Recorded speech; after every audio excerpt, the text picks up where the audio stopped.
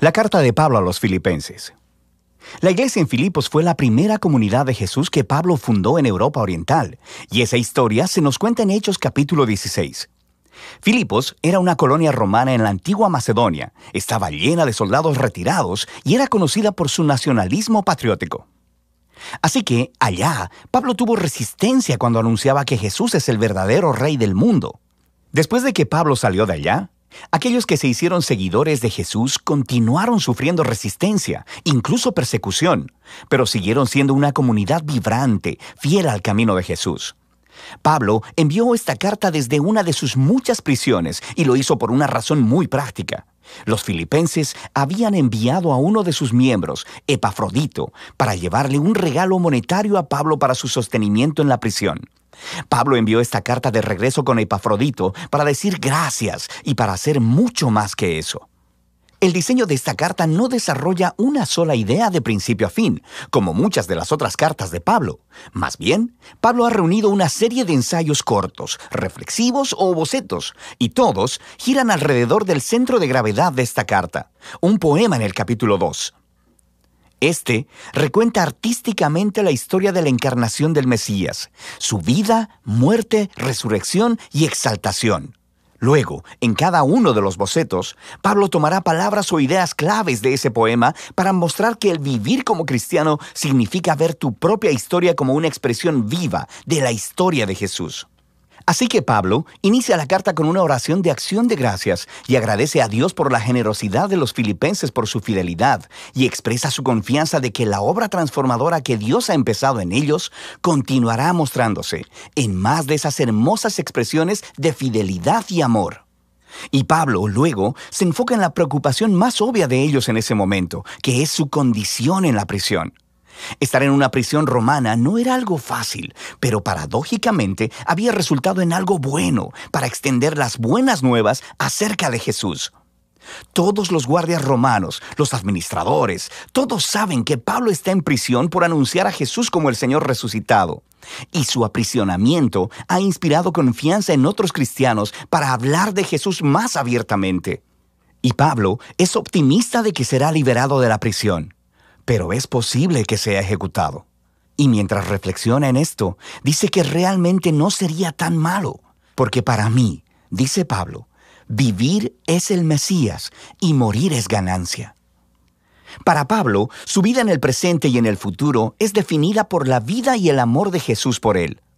Así que, si es ejecutado, eso quiere decir que estará con Jesús, lo que sería grandioso para él. Y si es liberado, significa que puede seguir trabajando para empezar más comunidades de Jesús, lo que sería mejor para las demás personas. Y esto es lo que él espera que suceda. Y nota cómo funciona este flujo de pensamiento. Morir por Jesús no es el verdadero sacrificio para Pablo. Más bien, es permanecer vivo para servir a otros. Así que esa es la manera de Pablo de participar en la historia de Jesús.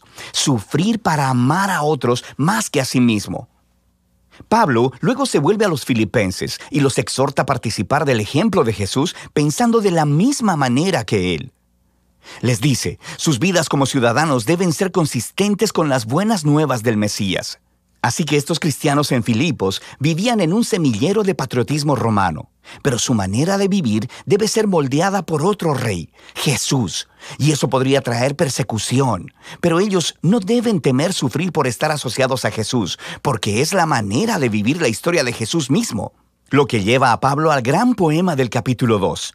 Es muy rico y está lleno de ecos de pasajes del Antiguo Testamento, especialmente la historia de Adán y su rebelión en Génesis 1 al 3 y de los poemas del siervo sufriente en el libro de Isaías. Este poema es digno de memorizarse. Es una hermosa versión condensada de la narrativa del Evangelio. Antes de volverse humano, el Mesías existía en un estado de gloria e igualdad con Dios. Y a diferencia de Adán, quien trató de alcanzar la igualdad con Dios, el Mesías eligió no explotar su condición de igualdad para beneficio propio. Más bien, se despojó a sí mismo de esa condición. Se hizo hombre, se volvió siervo de todos y aún más que eso, permitió que lo humillaran. Él fue obediente al Padre al ir a morir en una cruz romana. Pero a través del poder y la gracia de Dios, la vergonzosa muerte del Mesías fue revertida a través de la resurrección. Y ahora Dios ha exaltado a Jesús hasta lo sumo, como el Rey sobre todo cuanto existe, otorgándole un nombre que es sobre todo nombre, para que toda la creación reconozca que Jesús, el Mesías, es Señor, para la gloria de Dios Padre. Ahora, esta última declaración es asombrosa. Pablo está citando Isaías capítulo 45, un pasaje donde toda la creación reconoce al Dios de Israel como Señor. El punto de Pablo aquí es muy claro. En el Jesús crucificado y resucitado, descubrimos que el único y verdadero Dios de Israel consiste en Dios el Padre y el Señor Jesús. Así que para Pablo, este poema expresa su convicción acerca de quién es Jesús. Y hace algo más. Ofrece el ejemplo de Jesús como una manera de vivir que sus seguidores deben imitar. De manera que por esta razón, Pablo continúa inmediatamente contando dos historias. Primero, acerca de Timoteo y luego sobre Epafrodito, porque ambas son ejemplos de personas que están viviendo la historia de Jesús. Timoteo es como Jesús, porque él está constantemente preocupado por el bienestar de otras personas, más que por el suyo. Y Epafrodito, a quien los filipenses enviaron con su regalo, terminó arriesgando su vida para servir a Pablo en la prisión. Se enfermó tanto que casi murió tratando de ayudar a Pablo, pero Dios tuvo misericordia de él y de Pablo al librarlo de perder un amigo. El punto de Pablo aquí es que este tipo de personas son ejemplos vivos de la historia de Jesús y son dignos de imitar. Luego, Pablo se vuelve hacia su propia historia como ejemplo. Esos cristianos que habían estado demandando la circuncisión de los cristianos no judíos, recuerda su carta a los Gálatas, todavía están causándole problemas a Pablo. Le siguen recordando de su pasado cuando solía perseguir a los seguidores de Jesús, cuando intentaba mostrar su rectitud delante de Dios con su celosa obediencia de las leyes de la Torá. Pero al igual que Jesús, Pablo ha desechado todo ese estatus y privilegio. Él considera todo eso como basura, y la palabra que él usa es de hecho mucho menos cortés. Él está despojándose de todo para hacerse un siervo al igual que Jesús, para participar de sus sufrimientos y de su amor sacrificial. Y hace todo esto esperando que el amor de Cristo lo sostenga hasta la muerte y hasta la resurrección. Así que Pablo dice que para los seguidores de Jesús, su verdadera ciudadanía está en los cielos. Pero para Pablo, esto no significa que debemos estar esperando salir de la tierra e ir al cielo algún día. Más bien, el cielo es el lugar trascendente donde Jesús gobierna como Rey. Y él dice, esperamos ansiosamente que nuestro Rey Salvador venga de ahí y regrese, para traer su reino de justicia sanadora y de amor transformador, para producir una nueva creación. Luego, Pablo reta a los filipenses a seguir viviendo la historia de Jesús. Él primero se dirige a dos mujeres líderes prominentes en la iglesia que trabajaron junto a Pablo, y ellas tienen alguna clase de conflicto. Así que Pablo les ruega que sigan el ejemplo de humildad de Jesús, que se reconcilien y sean unificadas. Pablo luego exhorta a los filipenses a no rendirse al temor, sino que a pesar de la persecución, expresen todas sus emociones y necesidades a Dios, quien les dará paz. Y esa paz, dice Pablo, viene al enfocar sus pensamientos en lo que es bueno, verdadero y amable.